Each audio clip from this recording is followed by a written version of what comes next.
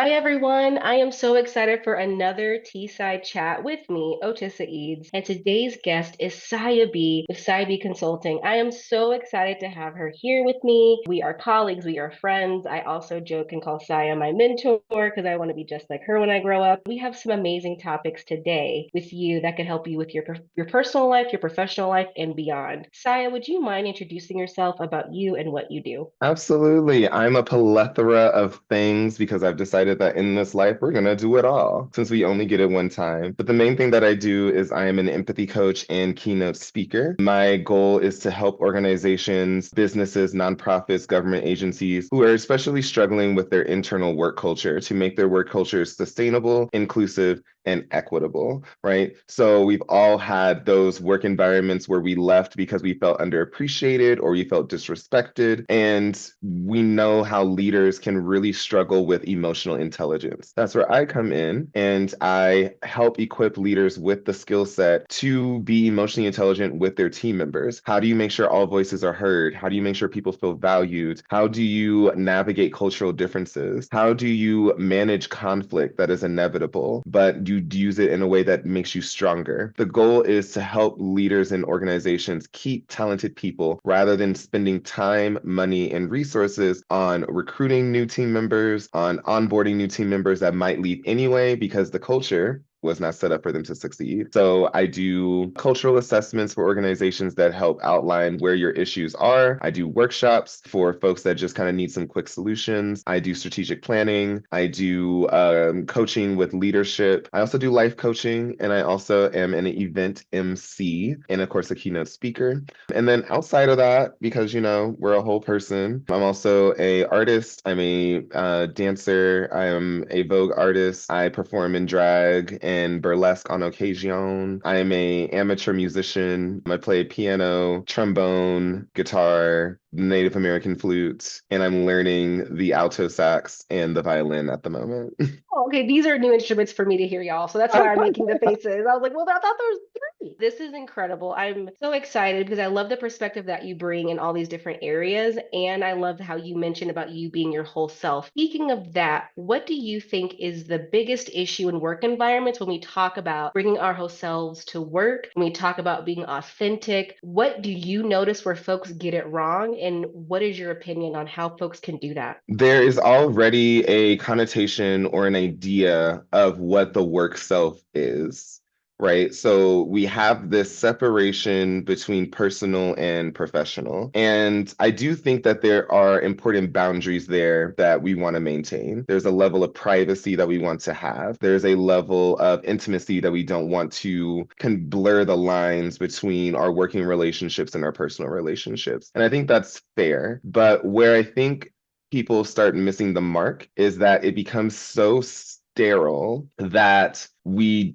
don't allow the space to breed innovation. There's no Mhm. room for innovation because we're focused on not being 100% ourselves because you kind of can't be in a professional setting most of the time. And it's funny because I've had an assistant who was dating someone and they would go and talk to their boyfriend about the work that we do and the conversations that we're having with team members. And the boyfriend was like, I don't think that a work setting is appropriate for those types of conversations. I don't think you should be having such intimate conversations. And like when I say intimate conversations, something as simple as what's going on in your life, right? What's happening Mhm. when the cameras are off or when we go home. Some people are they have strong boundaries around that. And I don't think that having boundaries is a problem, but I think we miss the opportunity to empathize, connect, and really understand the team members that we have so that we can be most impactful and effective as a team and as an organization. So, for example, if Otissa, you and I were working together and you were having a really hard time at home, right, with Mhm. whatever you're struggling with, and you came in and you just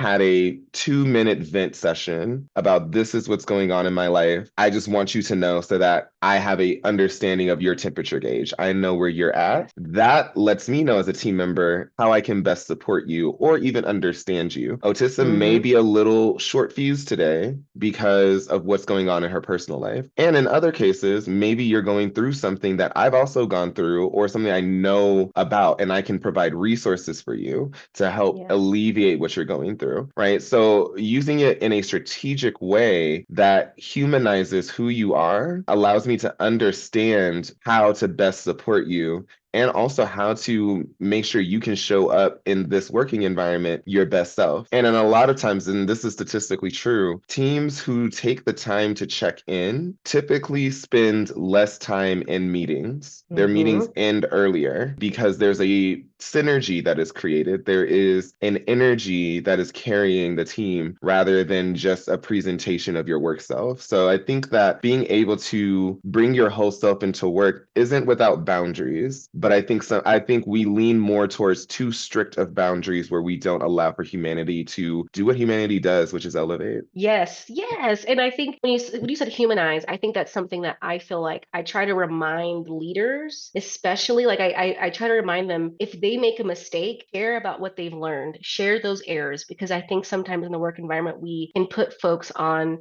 a pedestal that they're perfect and they never get anything wrong. And I remind CEOs, EDs, admit when things do not go according to plan, admit where there is a mistake. That also adds that human aspect to it. And I also like that you mentioned about that type of check-in that's more authentic and caring about the person. I think that for me, I've noticed a shift when I do that at different teams that I'm supporting, right? When I just say, let's just check in. How are you doing today? What are you bringing with you today? What is happening in your world? Let's just quickly check in because, especially in today's time, that's going to shift every single day for some of us. And Hmm. so that's going to influence in how we show up in our work environments. And I think that we are doing ourselves a disservice by not doing that. So we can have a little bit more compassion for how folks are showing up in the work and in their role. Absolutely.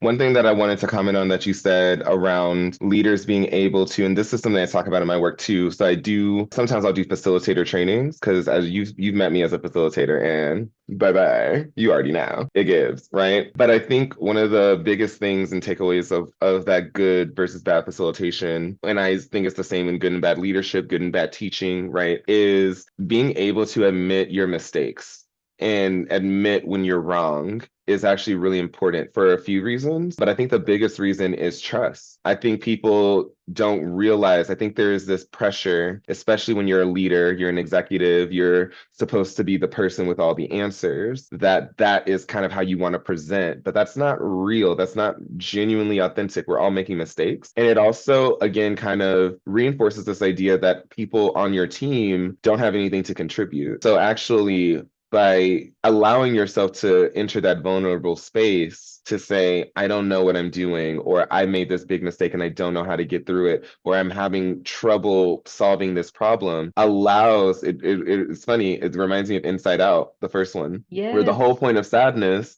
was it allowed for people to recognize that you need help. And when people are able to step in and help you, that is the actual mechanism of trust. That is what allows people to relax and humanize you and give more of themselves. So I agree. I completely agree. And I think something that I've reminded past clients about trust is that's important. And also keep giving space for folks to fail. And every time I say that to leaders, they get really uncomfortable. But I'm like, that's how folks learn. That's how you learn. That's how you build trust. We're not always going to be on our A game every single day. There's going to be mistakes that happen. That's just part of life. But how you navigate that, how you learn, how you pick yourself up, how you support your team when those things happen. I mean, it like you said, breeding innovation, it really allows space for that. And I think that folks really can get caught up in perfectionism when it comes 100%. to, to that piece. Yeah. So I feel like we can talk about that like for hours.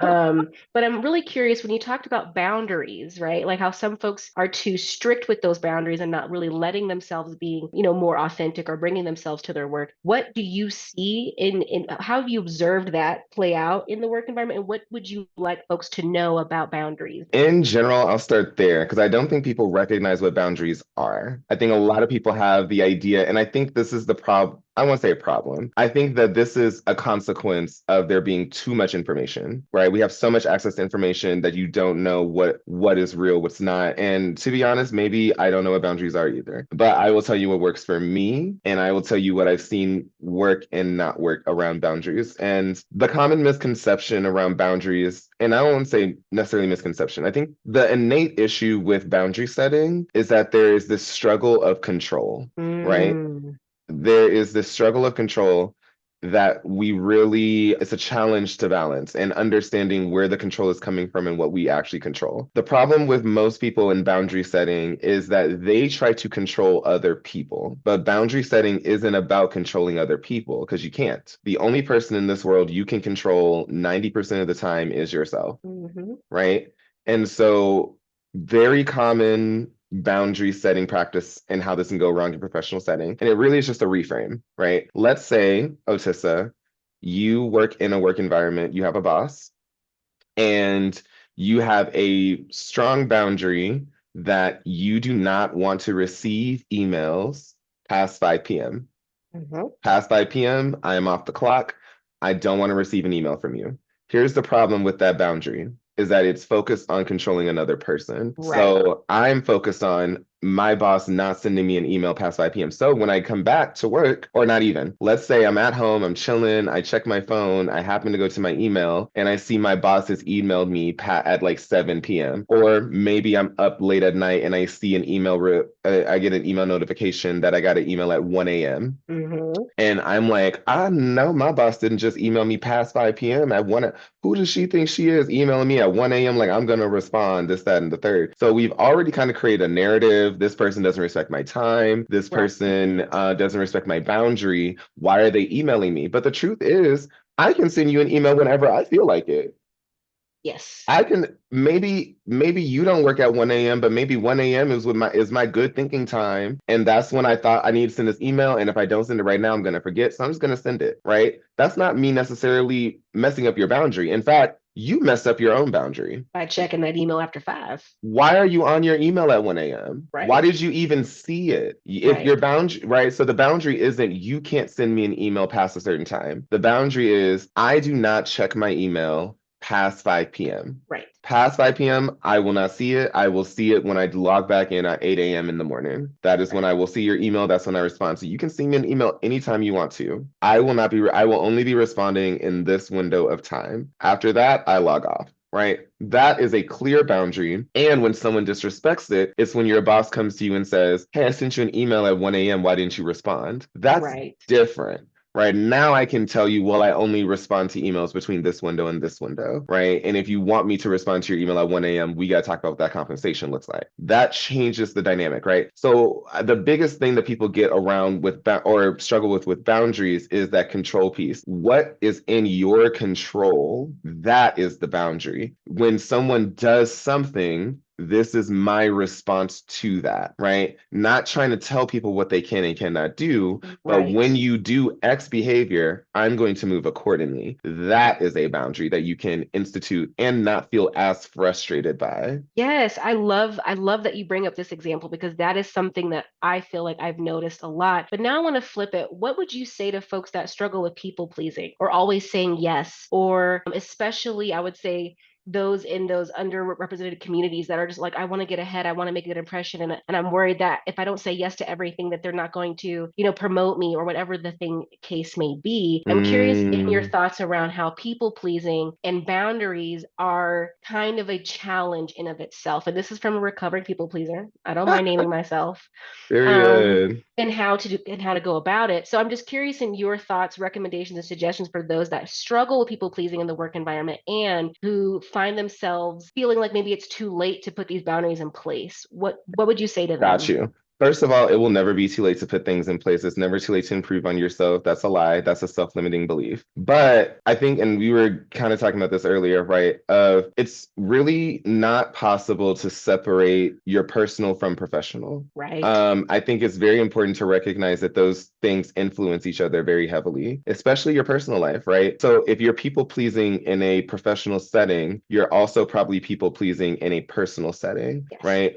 And if you're, so that means that it's a habit for you. It's a pattern of behavior that you become very comfortable with, even though it's not serving you. Now, here's the thing around behaviors that no longer serve us is that we develop these behaviors because at some point they were a survival mechanism. They were a way for us to survive our parents. They were a way for us to survive the social status of school, of your friendships, whatever it was. There was a point in time where being the person that can help anyone with their problems, that never said no, that was never an inconvenience, there's a point in time where that probably felt like it was safety.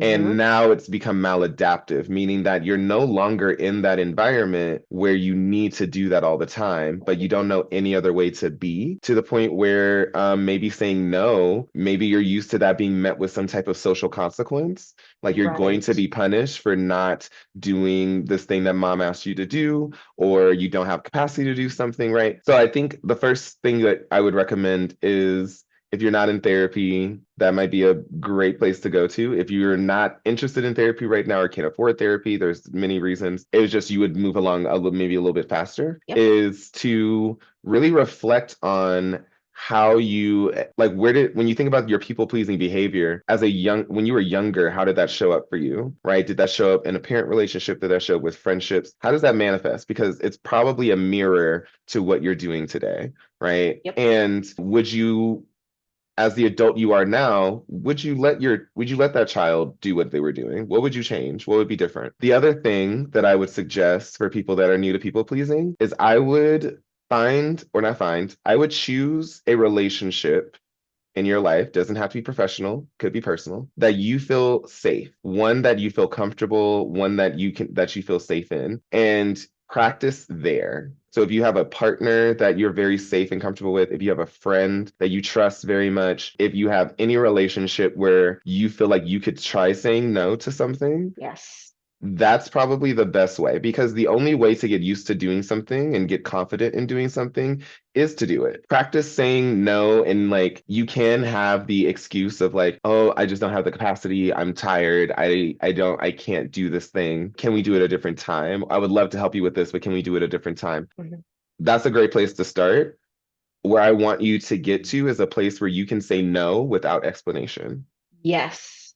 And I think that's the hardest part, is if you say no to something, it almost seems like if you don't have a good enough reason, then your no is saying something about you. And I think maybe that's like another step there, is you Yes. need to recognize that this idea of good and bad is made up. You're not a Yes. bad person for not being able to do something. Most people are going to, or I don't want to say most people, I would say, again, to that point of boundaries, and this is the other, this kind of ties into what you were talking about with boundaries. Another thing with boundary setting is when you say no to something, you have to be okay with the fact that you have no control. This goes back to control. You, when you say no to something, you have to be okay with the fact that that person can react however they react to your no. People are allowed to be angry with you. People are allowed Hmm. to be upset with you. People are allowed to be disappointed in you. And that can hurt for a people pleaser because we want people to like us. Yes. But the truth of it is, if you say no to something and that person reacts not just negatively, but aggressively, in an abusive manner, in a manipulative manner, that's information for you to make more choices and have more control of your life. So if you say no to someone and they have an attitude about it or they're rude about it, is that someone that you want in your life? Is that someone that you want to be around? Right. And I think that is sometimes even the more heartbreaking thing, is you realize that as you start asserting your boundaries and you see how people respond to you, you may realize that some of these relationships you're nurturing weren't meant for you. Hmm. And you might have to let some people go to make room for the people that are meant for you. Yes.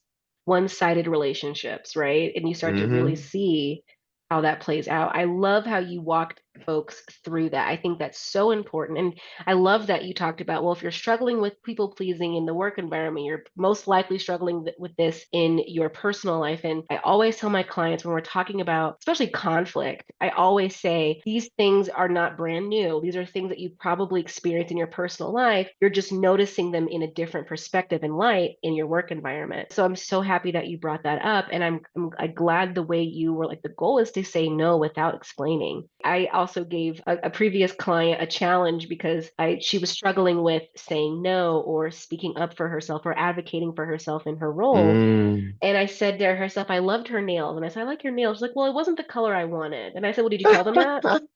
And she's like, no. I said, well, next time you get your nails done, tell them that you don't like something and that you would like them to do it again.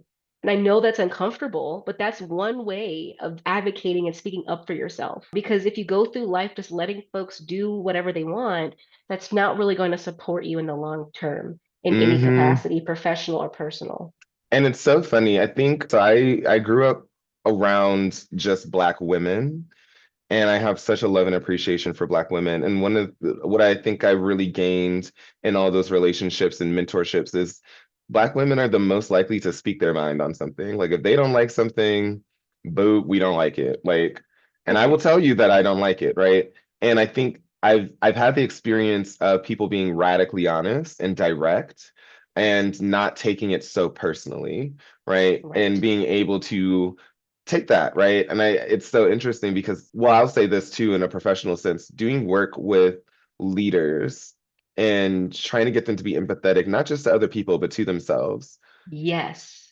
And it always gets to this point where I realize what they're mostly struggling with, right? We're talking about activism and social justice and this, that, and the third, and making these really radical choices at times.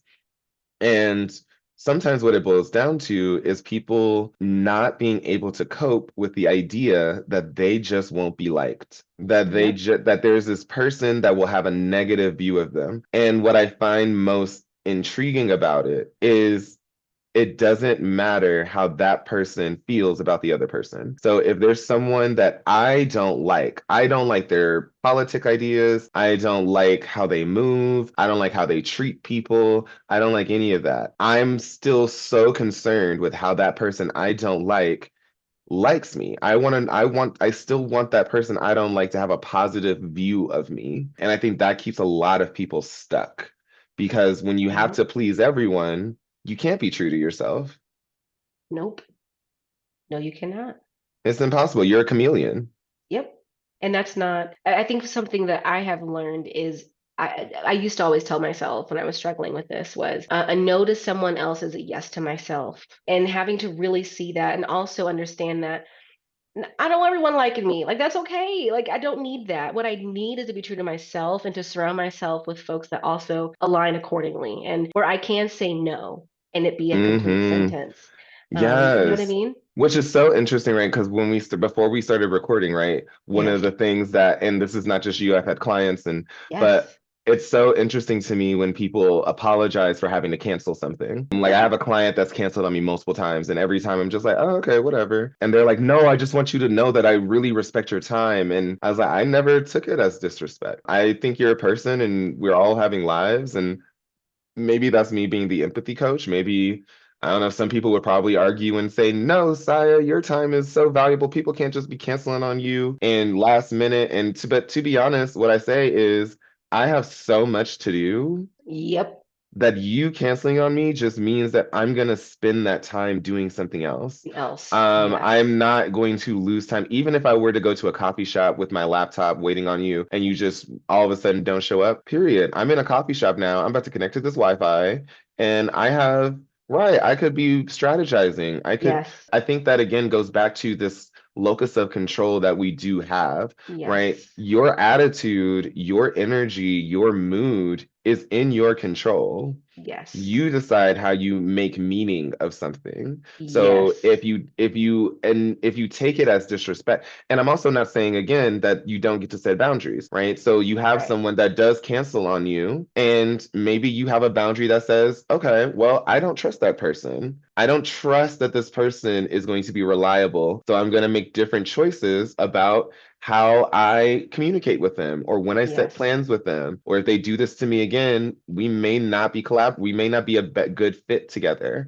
Hmm. right? But I'm also not going to demonize that person No. to say that they're X, Y, and Z. Maybe they just have a lot going on. Maybe time management is not Yes. their thing. Yes. But the Yes. people that I'm working with, time management is their thing, right? Yes, and So, I also think too, one thing I will say about, meetings and scheduling and apologizing, I think it's definitely rooted in our culture. And I also think that unfortunately, we still have this obsession with time. I would say here in America specifically, we have this obsession with time. And I joke that when I studied abroad in Chile, it really switched how I looked at time. And I try my best to be on time and I try my best to communicate, but I don't allow myself to stress myself out. And with everything happening, I don't think that it is worth stressing myself, stressing someone else. And to your point, life be lifing. And for me, it's communication. So I'd rather someone communicate at some point and we'll figure it out. I will be okay. You'll be okay. I also care to make sure you are okay,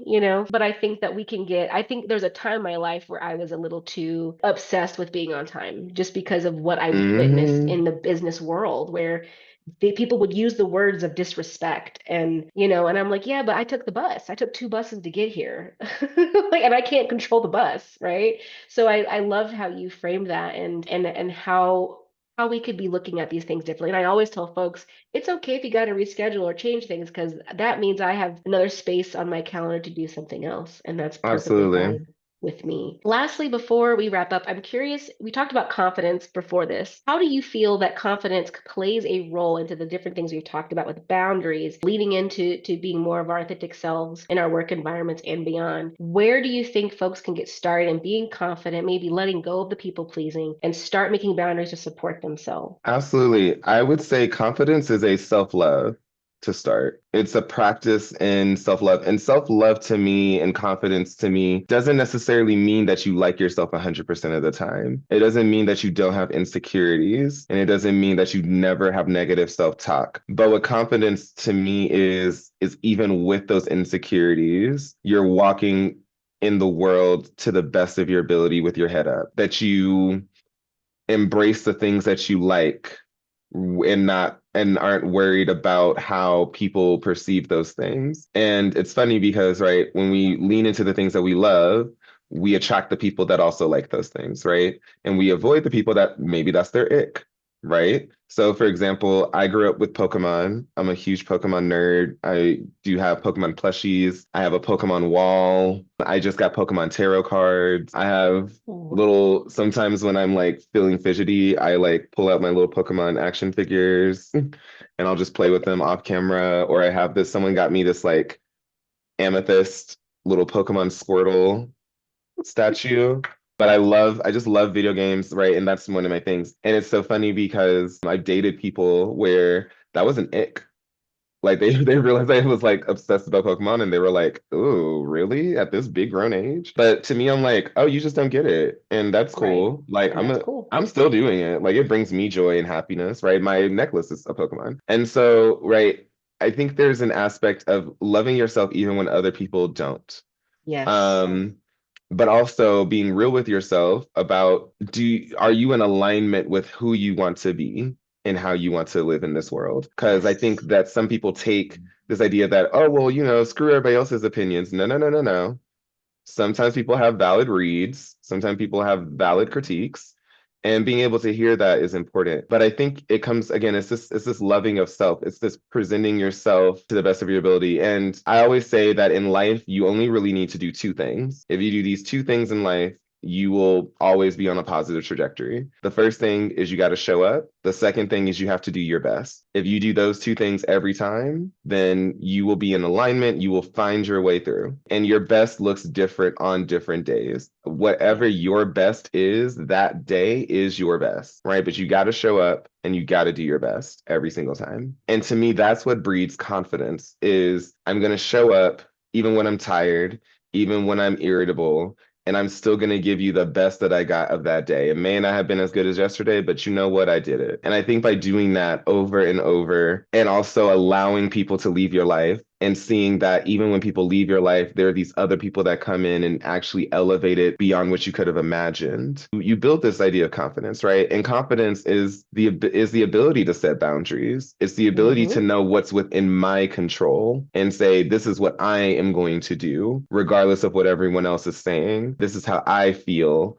about this situation, and this is how I want to move. I think that is the link between confidence and boundary setting. Confidence says that I can say no to this person, and if that person ends up not liking me, not wanting to work with me, that I will be okay because I have me and I have my people who support me. Yeah, Saya, you just preached a sermon and you gave us many gems and nuggets today. And I'm just so grateful, A, that you're in my life, but B, that you're able to be on today's Teesside chat with me. Can people find you? What are some things that you're excited? Is there any services or programs that you want to share with folks? I'd love to give you some time to share more about you and what you're doing in the world. Meow, meow, meow, meow. Yeah, yeah. Well, if you are if you liking what I'm talking about today and you want to learn more about how I can help your organization, your nonprofit, your for-profit, your government agency to be more inclusive, more to be more equitable, to be a more sustainable work environment for your team, you can find me at empathyelevates.com, where I have a plethora of services to fit your needs. And if you're not sure where to start, I do offer a free 45-minute discovery call where we can just learn about your needs and I can help you recommend like